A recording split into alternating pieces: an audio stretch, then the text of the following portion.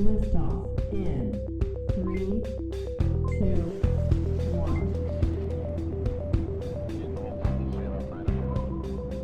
1. Welcome back to Moving Right Along, the podcast by young writers for young writers. We're your hosts, Ray, and Ruby. And guys, today is our season finale. Woo! Yeah, season 2 was a wild ride. We were so lucky to have so many wonderful guests. But we can't wait to be back for our summer season on June 18th. Put it in your calendars. Get ready. We're coming back. And we're going to talk more about the summer season at the end of today's episode. But guys, we're about to jump in and it's going to be exciting because...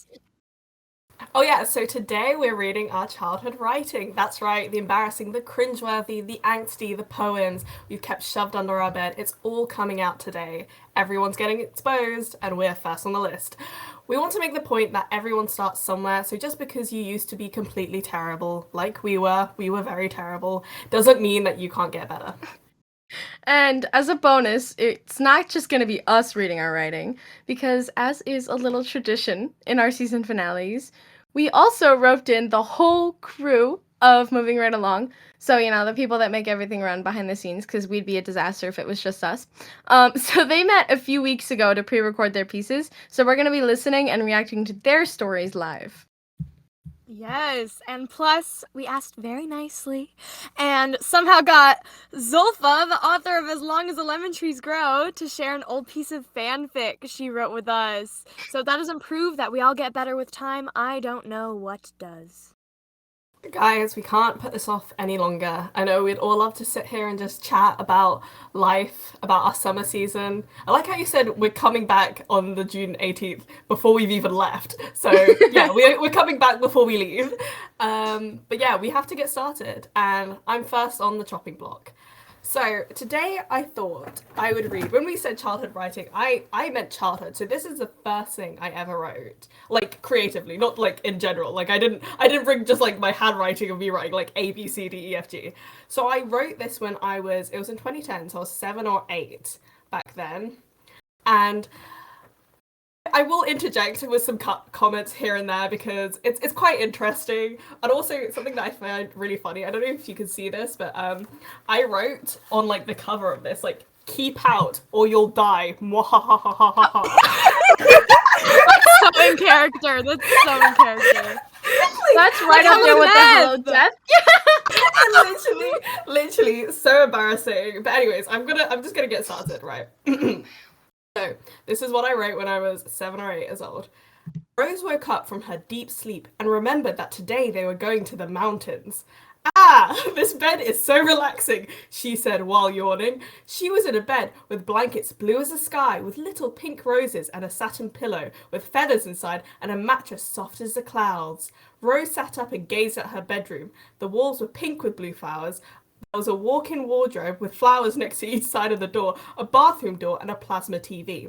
Now, listen, this whole section is just me describing what my dream bedroom was as a child. I was obsessed with having a plasma TV and like a walk-in wardrobe. So I was like, I'm just gonna put that down in here. Like, I really, really wanted one.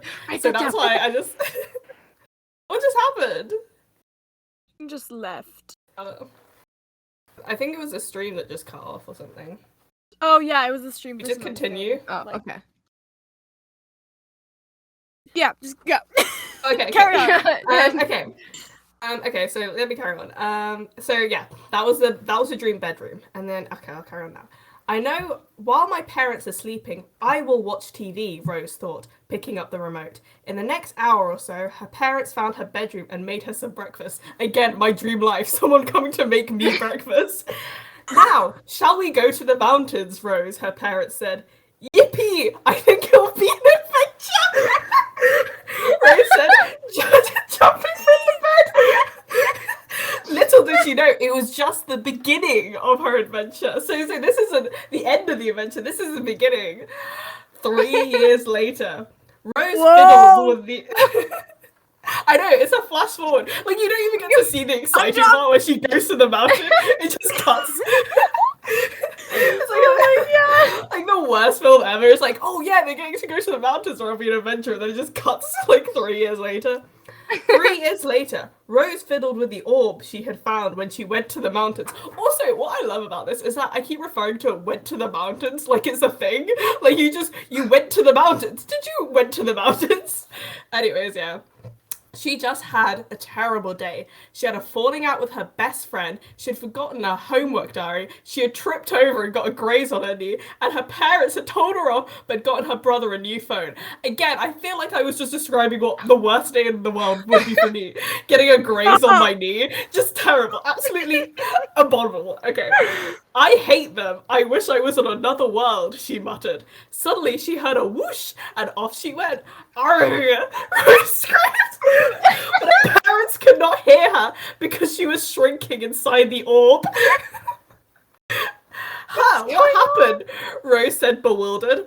A man sitting nearby gasped and took Rose's arm. Come with me, he said, and climbed quickly onto a house and pulled her up. So he just parkoured his way up a building. Now, this is what favor I will do for you, he said, and touched her forehead. Suddenly, visions appeared, and Rose knew exactly what she was doing here. Now leave before I kill you, he said nastily, and pushed her off the roof.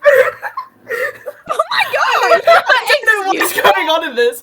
So, like, 1 second he's like, come with me, and next second he's like, I'm just gonna push you off of this roof. What's going on? Rose landed in some hay. Hey, you, get out of that hay, somebody said. Rose scrambled to get to her feet and ran away.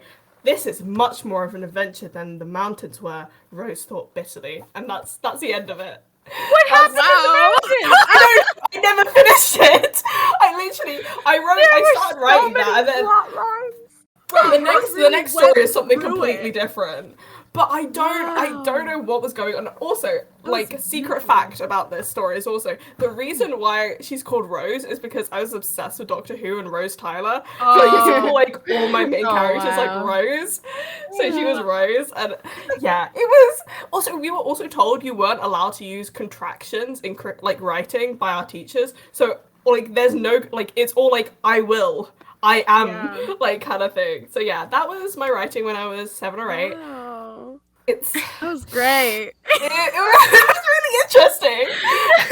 I feel like we've gotten a little bit of a glimpse into the mind of Child Cat. And I'm really happy about it. That was wonderful. I love that. It's not that much different from you now, to be honest. I love that 1 second he's like, come with me, and then the next he's like, I'm gonna kill you. Like, that's so wonderful. But like, all the like random jump cuts where it's just like, but what happened there? And then it's just like, no. It's 3 years later now.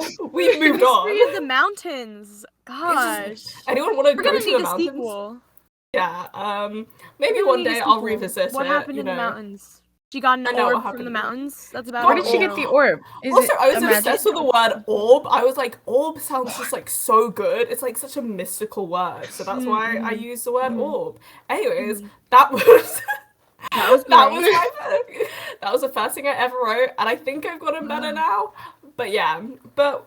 Anyway, enough about me. It's time to move on to the next reading. So now we're going to be listening to Cassette, who is our amazing, talented, show-stopping, incredible social media manager. I know I'm being so nice to Cassette right now. Wow, love Cassette controls everything sometimes. Yeah, exactly. And yeah, we're gonna listen and react to her story, and it's gonna be great. I'm about to I'm actually getting embarrassed right now.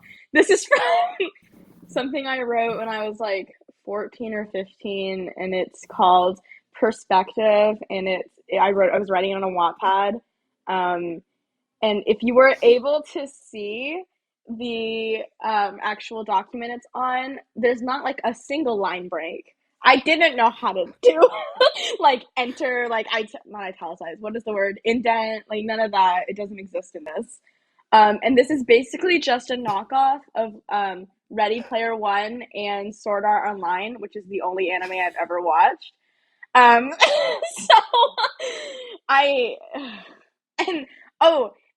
speaking of dark-haired male characters going through straight girl phase, so I wrote a lot of dark-haired male characters.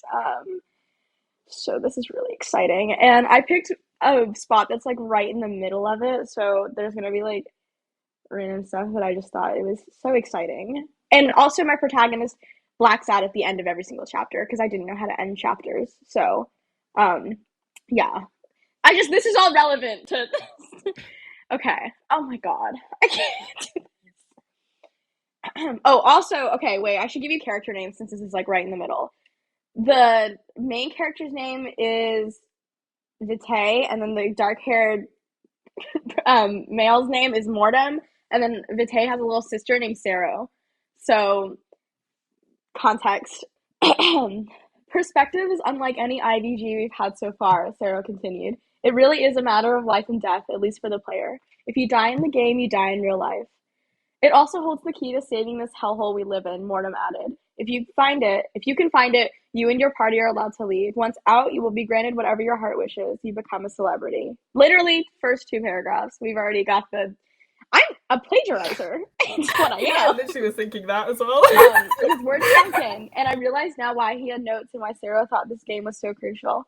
You two want to play the game and win, I said, looking back and forth between my little sister and this boy who is all but a stranger to me. We need 3 to make a party, Sarah said, looking straight at me, and us 2 are already down to go. That just leaves you, Vitae. I considered this. We also don't have the game or a launch pad, I said triumphantly. Actually, Mortem said, looking at me sheepishly, we do. He pulled out a little case that had the word perspective written on it in bright blue ink and a little slab of glass with a red light slowly blinking from it. It's up to you, Bluebell, he said. Both him and Sarah watched me. He calls her Bluebell because her hair is blue. It's important. I can't put Sarah's life in danger for the promise of riches and a comfortable lifestyle, one half of my brain said. You can and you will. It's better than the stupid life you're living now.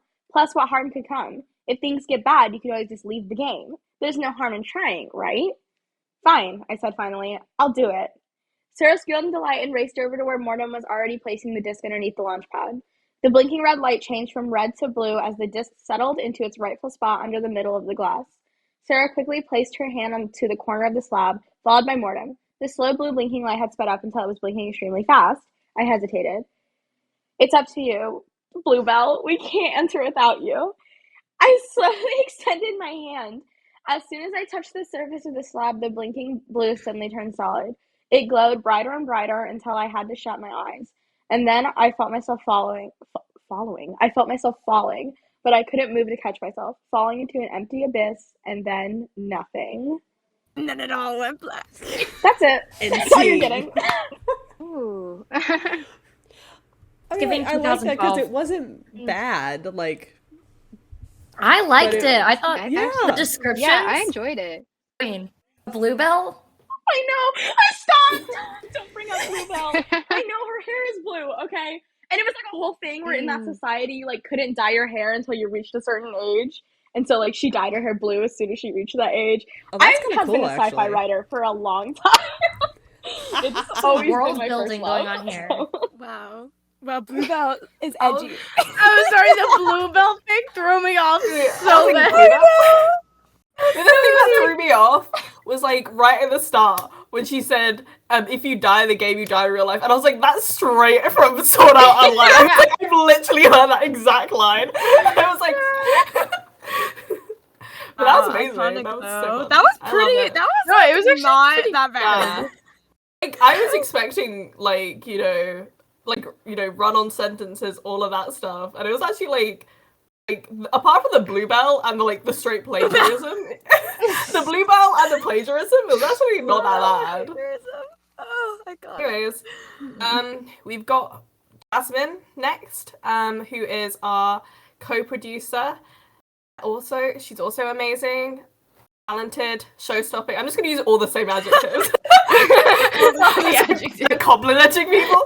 I just keep reusing the same adjectives. No, just amazing. And she's also the one who helps write quite a few of the scripts and sneaks in random questions for us. So, you know. So I'm going to read a. Okay, so in the second grade, I was 7. And I wrote a lot. I remember I don't know why. I think I traded stories for things. I remember kids telling me what to write, and I would write the stories. This one was an original though, because I wanted to create a novel, because I wanted to be published. And so I created a collection of stories called Animal Fantasy. And they all had like really gross drawings of animals with large eyes, and just nothing was spelled right. But this is what I worked on. This was my manifesto that I did every single day. So this story specifically is called The Magic City in the Jar. And I don't know what I was thinking, so in a faraway land, there is sand, and sand, and sand. People lived there, but it was told that in a jar, there is a city, that if you open the lid, you could go to the city inside. Many years passed, and no one knows if the jar is real. In this story, it is about a penguin and a monkey. They lived in the palace. In the dressing room, the two princes got dressed, while the princesses ate. Princes' names were Bear and Flash. Princesses' names were Goldie and Sparky. Bear creeped into the library while Goldie and Sparky were sleeping and had gotten a map to the jar that night. And they went to their room to find a plan. Then the next picture is just a map. Look, it's really well detailed. They both looked at the map really slow, and then they had a plan. Next night, they grabbed 2 backpacks and put in them rope, flashlights, water, and food, plus candy. They walked out of the palace that night and started to walk. They followed the maps, led to the second map. Then they got to the tiger pit. All the tigers were sleeping. "We can't go back now," said Bear. So they quietly stepped into the pit. "Hello?" someone said. "Hi," said the voice. A head popped up. It was a tiger. It said, "Hi, I'm Tiggy." "Hi, hi, hi." "Where are you going?" Tiggy said. Then Tiggy said, "I'll come with you." "Where are you going?" All 3 of them crawled out of the pit. Bear and Flash told Tiggy where they were going and why. Tiggy just sat and listened, and after all Tiggy said was, "Oh." Next morning, they started walking again. They told stories along the way. They were all thinking about the snake pit, but tried not to think about it. When they got there, they looked in the pit. They gasped. The pit was full of pink and blue baby snakes. Going in was hard enough. The snakes were like the tigers, asleep. "Hello," said someone. They were hoping to see a snake face, but a lizard head popped up. "I'm Lizzie," it said. Like Tiggy, they let Lizzie come too. All they had to do was find that map. The next morning, they went again. When they got to the spot where the map was, all they saw was a box. They opened the box. Inside was 2 things, a smaller box and a map. Tiggy and Bear picked up the box, and Lizzie and Flash grabbed the map. "Let's look in the box first," said Bear. Inside was a note and a bottle. They read the note. "Rub the bottle, a genie will come out. Ask 3 wishes and they'll all come true. Use it to get the jar." Then they started thinking, "What about the note?" said Tiggy. "We'll figure that out later," said Lizzie. "Right?" Looked at the map. "We have a long way to go." Lizzie said, "Let's go." "It's the genie," Lizzie said. "I think someone rubbed the bottle." "That's what happened," said Bear. "Hello," said the genie. "My name is Sammy, and I can give you 3 wishes." "Let's save our wishes," said Lizzie. Bear said, "Can't we just wish for a big flying hamster carpet?" "They don't live near here," said Lizzie. "Now they do," said Bear. Tiggy picked up the bottle, Flash rubbed it, and the genie came out. Then Bear said, "I wish for a flying hamster carpet." One appeared. "Hello," said the flying hamster carpet. "Where can I take you?" Do I need to keep reading? Or is that's a good spot to end, I feel like. I think that is the perfect cliffhanger.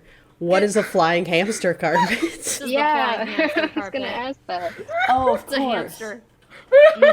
I'm picturing like a horribly taxidermied hamster. How could I be so silly? Of course that's what it is. A flying hamster carpet! Taxidermied hamster? Simone, what? What? Oh my gosh, that was adorable, but something about Jasmine's like delivery just made it like 10 times more funny. I think it was like the names that got me every single Oh, time. Tiggy, Lizzie. Bat and Flash? What? Yeah. Don't forget Sparky. That was incredible. I was like, you called your characters what? Like, I was trying my so God. hard not to laugh. That was great. I loved it. Amazing. I'm gonna pop in real quick to inform y'all that I believe the one named Bear is a monkey. Just so you know. We have to be clear on that. No, I mean, wait. to be honest, Wait. it's just the inclusion of the names Bear and Flash together that makes me a bit. Yeah. Well, I think my favorite character was the hamster puppet. I think that's really Oh yeah. just revolutionary right there. Yeah. Wow. that Well, Interesting. that's great. No, I just love that it was like there's a magical city in a jar, and it was like this whole nice setup, and then it just kind of seemed like it wasn't about the jar for a while. I was so confused because it was like it's a magical city, and it was like once upon a time, blah, blah, blah kind of vibe, and then it says many years later, and I was like, whoa, what happened to the city? I was like, Why you just did can't- all of us be like, okay, so here's our setup, God. and then many years later, let's Yeah, go to a like, different story. As soon as we start the story, we need to be moving on. Yeah, great. Oh. Anyway, Ruby, guess whose turn it is now? All right. It's your guys, turn, I suppose. It's I'm my ready. turn. Okay, so I have 2 short pieces for you today. Because I couldn't decide. So, oh, excuse me. So first, we've got a poem. I probably wrote it when I was like 8 or 9 is my guess, maybe 7. It's called Autumn. Oh, this is when I was living in Australia and I didn't say fall, I said autumn. Okay. So it's a really strong start. Autumn by Ruby. Hello, pumpkin. That's the first line. Goodbye, hot days. Hello, falling leaves. Goodbye, going to the beach. Hello, cooler weather. Goodbye, shorts and t-shirts. And I spelled t-shirts wrong, so that's unfortunate. Okay. Hello, windy days. Goodbye, longer days. And that's it. That's the whole entire poem. So I it also love has a it. beautiful illustration.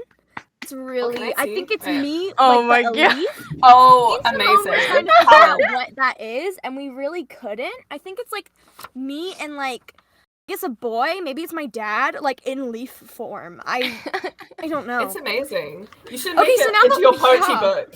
Illustrated poetry book. Yeah, guys, Gabby Hanna style. my chat book, Autumn, coming out soon.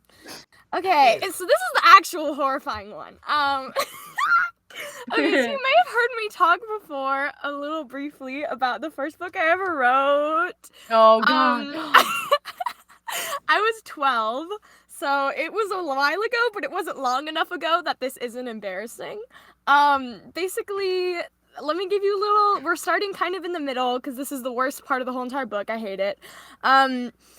Basically, we have 3 main characters right now, 3 out of 10, by the way, I had 10 main characters.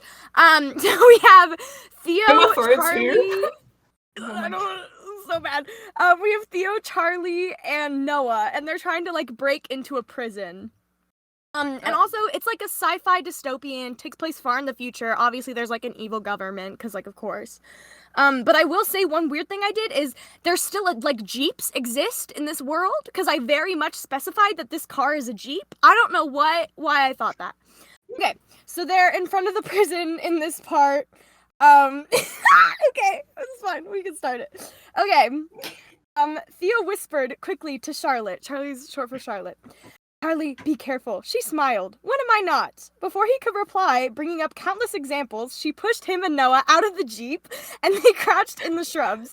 She stretched a bit. Oh, guys, it's about to get really bad. She stretched a bit, cracking her knuckles, then muttered to herself, "Showtime." With that, okay, I hate this part. No, carry on. We love it. We Carry can on, do Ruby. this. With that, she turned the headlight bright on and screamed, and this part's in all capitals, "Evening, gentlemen or ladies, I don't assume gender." Representative queen. And with their dumbstruck attention, she surged the car forward at full speed. Noah was dumbstruck. Charlie surged the car forward, screaming at the guards as she did, yelling things yelling things like, "Do you like mashed potatoes?" Or things like, and then he said it was an elephant, and I was like, "What?" Specifically with 3 A's. It was hilarious, and it was working great. She kept on driving towards them and almost hitting them, but then jerking the wheel enough so she turned away just in time. He had to admit she was definitely better at driving than him. She was amidst doing figure eights around them and yelling at them something about their favorite color when the guards seemed to be trying to grab onto the car and climb climb on when they saw their opportune moment. The cave entrance was unguarded and free. Thank you. That's that was iconic. Oh I my love it. That's my new battle cry is, do you like mashed potatoes? So good. Yeah, mashed potatoes. No, is I'm my just favorite imagining food, like in a so- Jeep, headlights all the way up, and you're like, ladies and gentlemen, whatever you are, I don't assume genders. Yeah. Do you like mashed potatoes? Yeah. See, this was like, I thought that was like the peak of comedy. I thought it was like, I was like, this is gonna be what people think about when they read this. I mean, book. it They'll be is like, the "This peak is of comedy. hilarious." I don't No, it think really in the way is, you though. want to be. I think as well what I love is at the start of the story, like, pushing someone out of a Jeep like that is just gonna, like, injure them. Like, she pushes them out and she just hits, like, a crack as one of their bones goes. Yeah. No. Amazing. So Iconic. that's Love my it. first novel. I never want to read it again. It was horrible. That was beautiful. Thank you. I'm glad you guys enjoyed my suffering.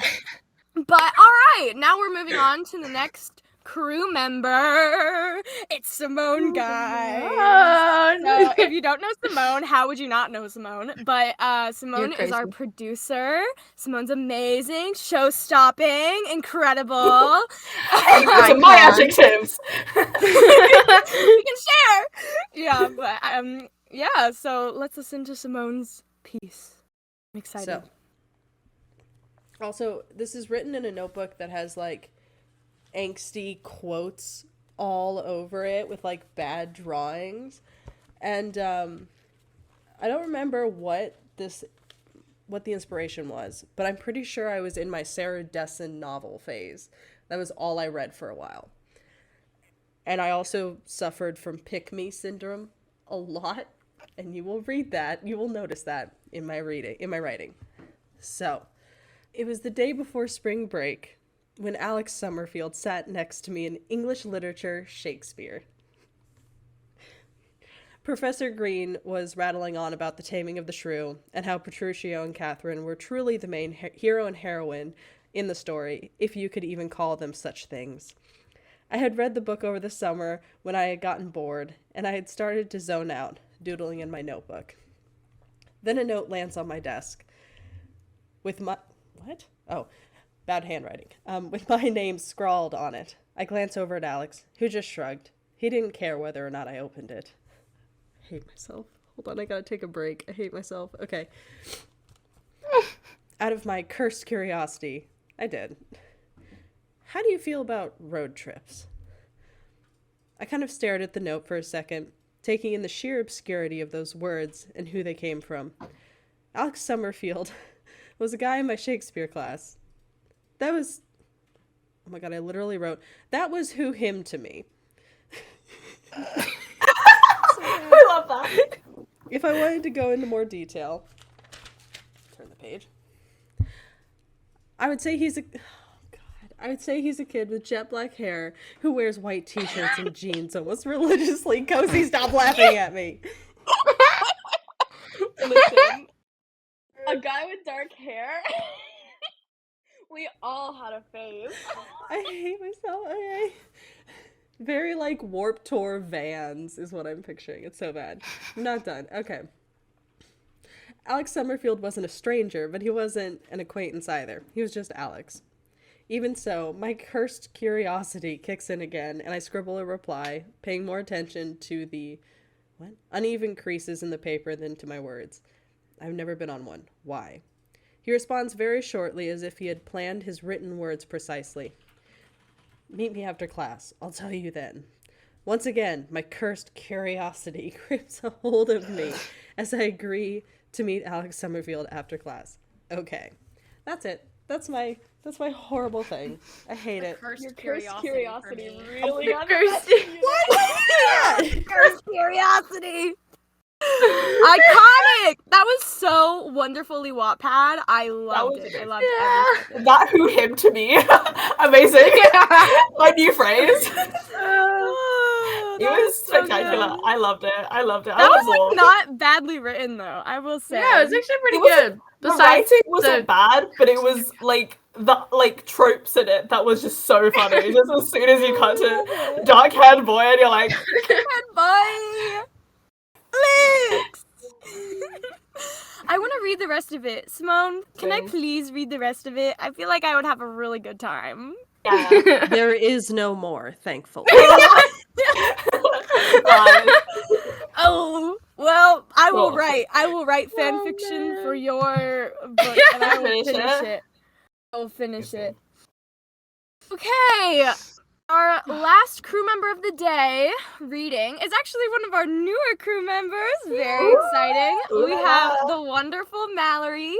And Mallory is our new video editor and tech manager. So we're very excited to hear from her.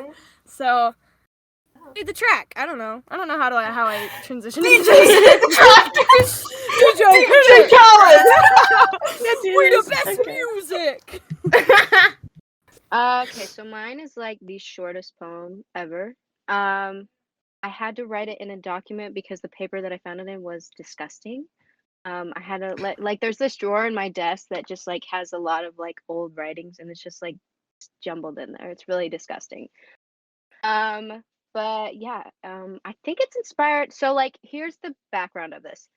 There was like a story I was trying to go for, and it was like there was like a riddle within this story. So this was like that, and I wrote it separately, and it's gross. But I kind of feel like an ELA teacher with it because it's like, what is the symbolism of this? But anyways, here we go. Life is like a long road filled with pathways and choices. One is long and I put windy, but I wrote it windy. Dirt road. The other is paved. They both have sticks and stones, and they might break bones. But I can help you choose. That's very it. ominous. Like, It's giving it's prophecy in a middle grade novel. It's giving Right? Yeah. Giving Oracle of Delphi. It is giving. Oracle of Delphi. Yes, it's giving the road not taken.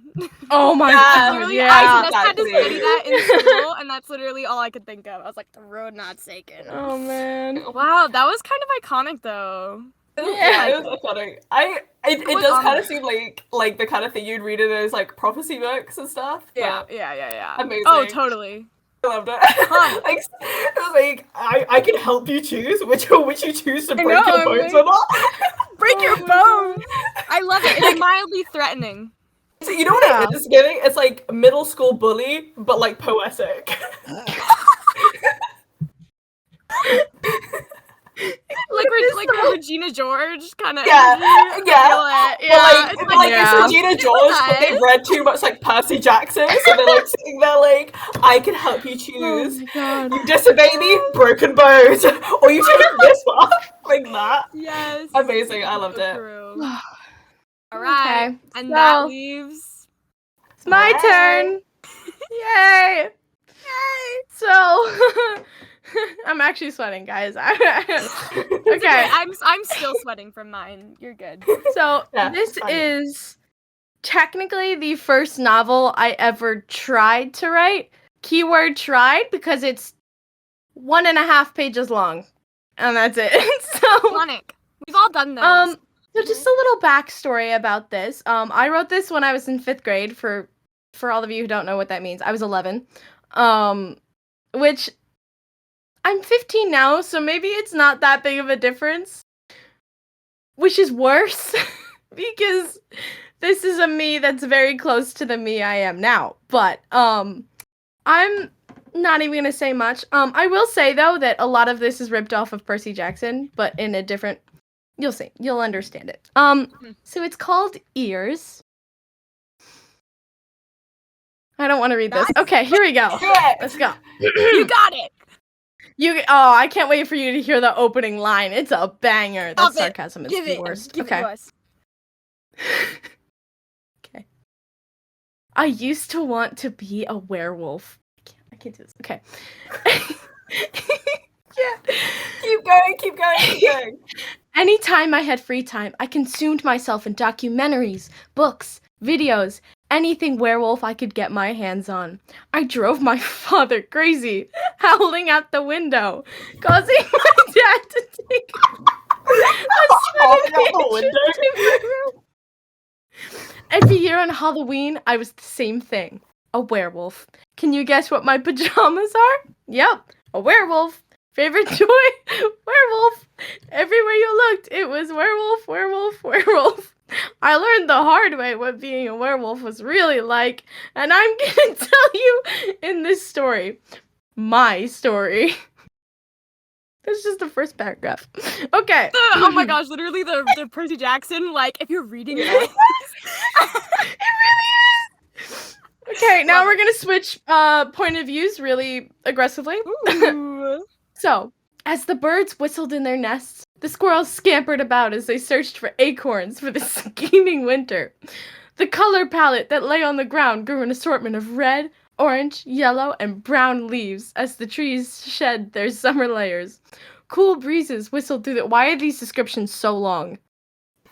So I'm gonna skip this imagery. description because Love it's like literally a paragraph I'm long. catching more werewolf Okay. stuff. I want to read more about I know. werewolves. Where's the No, werewolves? 'cause there's literally like a paragraph about the actual plot, and the rest of it is just descriptions. So You go. You buckle read up. it. So also, I don't remember how I used to pronounce her name because her name is Zoe, but did I pronounce it Zoe? We're gonna go with Zoe. Okay, so Zoe was astounded at how beautiful nature was and how it cared about everything, from the tiny little ants to the towering trees, preparing for the long hibernation that was yet to come. She didn't understand how anything so beautiful could harbor beings as cold and reckless as humans.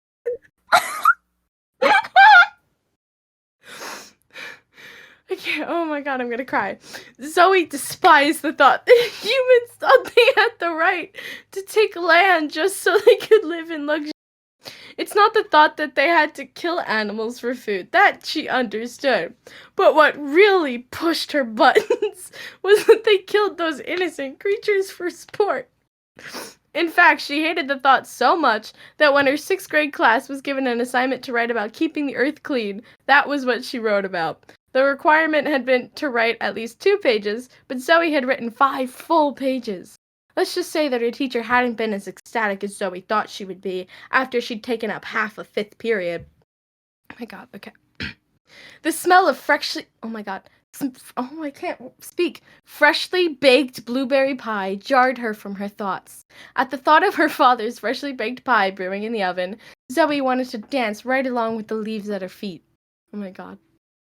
I forgot about this part. I was a pick-me girl, if you can't tell. Yes, her father bakes, cooks, and cleans, almost out of joy. Zoe's favorite thing was when he made his homemade blueberry pie. He didn't work. I'm just gonna repeat that one more time. He didn't work. What? Anyways, so he didn't work, so he spent most of his day tending to their garden, which harbored a variety of fruits and vegetables. Every day, after 6 hours of school at Lykenwood Middle School, she took the long path home to her little cottage in the Moonlace Woods. Another reference to Percy Jackson. Zoe raced to her house like lightning racing to touch the ground in a thunderstorm. She bounded up the brick stairs two at a time and swung the door open so forcefully it rattled on its hinges. "I smell pie," she announced. "You bet. I just made a fresh one, cinnamon and all, just the way you like it." Today, her dad was dressed in his white Kiss the Cook apron with blue jeans, his black hair a tattered mess of darkness against his soft sea green eyes. Which Why is he why is the dad described like the dark-haired male interest in all the other We got a dark haired male, guys. No, guys, I literally took the entire description of Percy Jackson.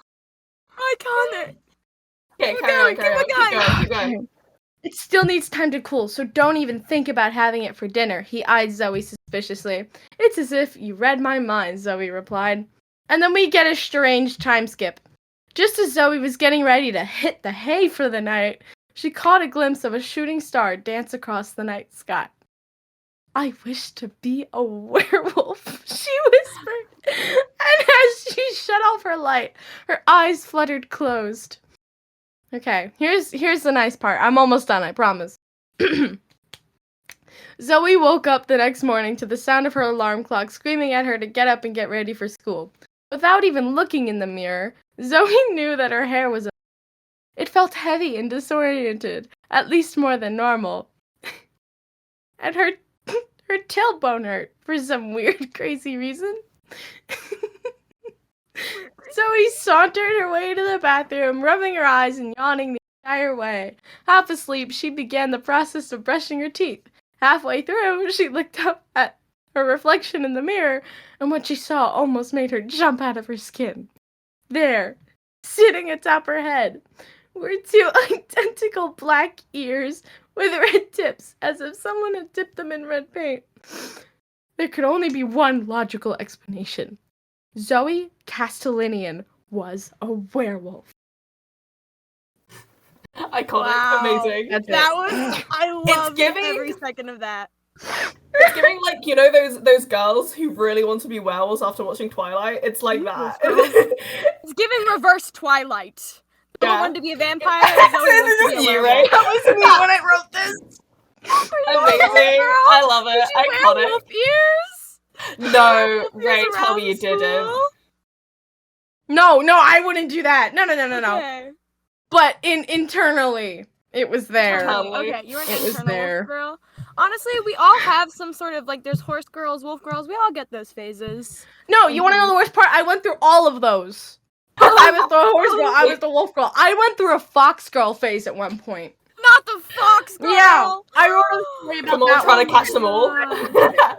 Catching all those phases. Wow, Amazing. Yeah. that I was love it. iconic. I especially loved the I smell pie. That was great. Amazing. That was iconic. And I love the opening. It was so dramatic. And then it's like, Zoe's at school and she wants blueberry pie. I literally, all of my old stories do that. I'm like, you read Percy Jackson too much. You Stop read it. the- If So you think you might bad. be a demigod, stop reading. No, Love it. you do not know dramatic openings until you read the opening to my old Percy Jackson fanfic. Ooh, we might have to do a part 2 and No. get some of that No. Percy Jackson fanfic up in Next here. season, Percy Jackson fanfic. Mm-mm. I'm taking that one to my grave, guys. No. Oh, I love it. Okay, so it's Zulfa's turn now, the lovely Zulfa Cattell. And since she's not here, Simone is going to read her little thing to us. So take it away, Simone. So it's funny y'all were talking about Twilight because it is Twilight time now. I believe this is, I think just judging by the names, I don't know Twilight, but I'm pretty sure this is Twilight fanfiction. I'm so Okay, excited. I'm Here we ready. go. I'm prepared. Oh, man. Sunrise was her favorite part of the day. Not anymore, she thought. It's definitely Twilight now. It was Twilight when he uttered those 3 words that he had shown through his actions more than 100 times, perhaps. She heard them ringing through the room, echoing into silence, felt the aftermath of them on her skin that was followed by a heart and stomach lurch. Her heart beat so loudly she was surprised the whole town hadn't gathered at their house to see what the problem was. I love you. They were watching the sunset together from their bed. Emma's eyes closed as she let herself absorb what she just heard and felt, but for the life of her, she couldn't form the words with her own mouth. Instead, she pulled towards him more tightly, burying her face in his neck, and held him for a long time, hoping that it would convey what she felt. He understood as he always did, and always will. Killian? Killian pulled her closer until they both cursed. What? It's Once Upon a Time! I don't understand. Is it Once Upon a Time? It's Once Upon a Time! Well done. It's completely the the wrong one. Carry on. Killian pulled her closer until they both cursed the skin that kept them apart, hated the bones that made them be apart. So another definition could be added to love, she thought, to be one. He pressed a kiss to her head and she sighed, guilt engulfing her because she couldn't return those 3 syllables. It's all right, Swan, he whispered. But it wasn't in Emma's mind. She wouldn't loosen her hold onto him, and they stayed that way for a while until the sun sunk down, taking away the golden rays and the stars that came up to dance in the sky. Killian's head tilted a bit to the left, and she could feel by the way, what? Sorry, and she could, we're getting the dyslexic to read this. I'm sorry, Zilpha. And she could feel by the slow way his chest raised and fell that he was asleep. The words were there on the tip of her tongue. There was no one around to hear her except the flowers he brought her this morning and the crickets outside. She shifted herself a bit so she could look into his closed eyelids and whispered, I love you. I love you. He felt it as it collided with his heart that was overflowing with adoration for her. It took all the strength in the world not to open his eyes and pull her in for a bare hug and a kiss. He couldn't ruin the moment, so he kept the secret. It became a tradition for them. Just before falling asleep, he would whisper, I love you into her hair, and she'd wait until he's in deep slumber to return them. Killian treasured those moments more than ever. No matter how tired he would be, her voice saying it had to be the last thing he heard before he fell asleep. No matter how long it took, Killian would wait for the day when she would say them back to him. And one day, she did. Amazing. Why did I love that? That was actually really good. It's Once Upon a Time. Oh my gosh, I literally talked to Zilpha about Once Upon a Time fanfiction. Yeah. I used to write Captain Swan, and I it's love literally it. Captain Swan. I Stop. love the complete confusion of Simone though, going, it's Twilight, then it's like, it's not Twilight. Wait a Wrong one. minute. Wait a minute, it's not Twilight. Anyways, I that was love great. it. That was amazing. I loved all of Anyways. the readings. I think everyone's... And it just goes to show, though, like, everyone has, like, their first, like, bad piece of writing, you know? We all get better, guys, you know? Looking back at those, it was tough. But it's also heartwarming to know that that's where you started. You started at the bottom, and now we're here. That was huge.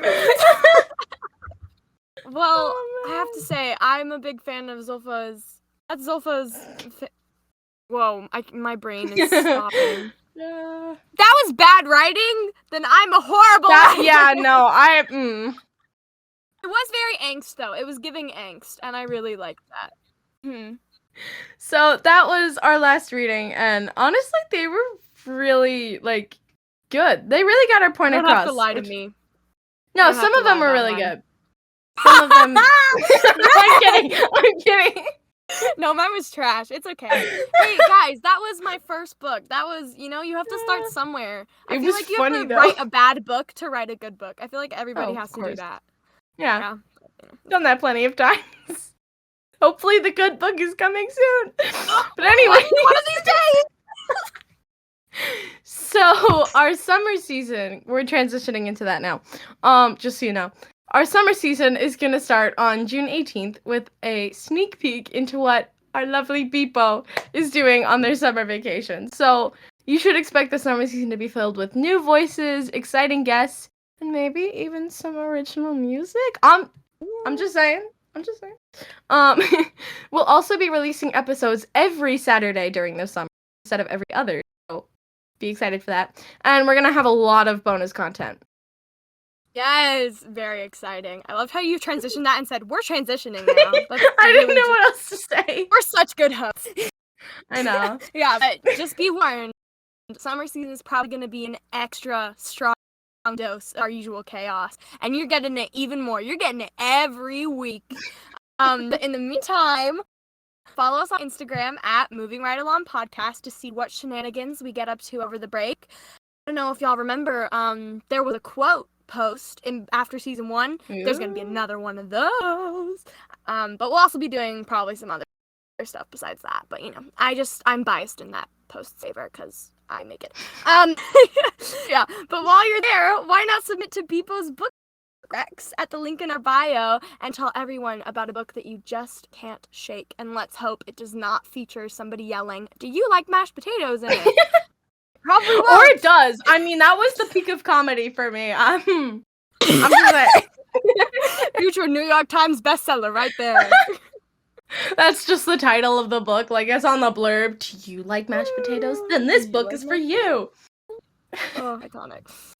And for those of you who have them, good luck on your finals and exams. And remember the golden rule, hydrate or dihydrate. But anyways, until next time, Writing Cadets, thank you for sticking around in Season 2. And we will see you on our next adventure. I know! Oh my gosh! I'm gonna cry. I'm gonna start weeping. Season 2, that's a wrap. Thank you for listening to Season 2 of the Moving Right Along podcast, made possible by the Young Writers Initiative. Make sure to join us on June 18th when we come back for our summer season. Please leave us a rating and review on Spotify, Apple Podcasts, or Google Podcasts. You can follow us on Instagram at Moving Right Along Podcast or find us on tywi.org. And while you're there, why not join our Discord server, The Writers Town? Thank you to our amazing team without whom this wouldn't be possible, our producer Simone, co-producer Jasmine, video editor Mallory, and social media manager Cassette. All music is by Kevin MacLeod at filmmusic.io. Today you heard Beauty Flow, and all sound effects are from the Freesound Project.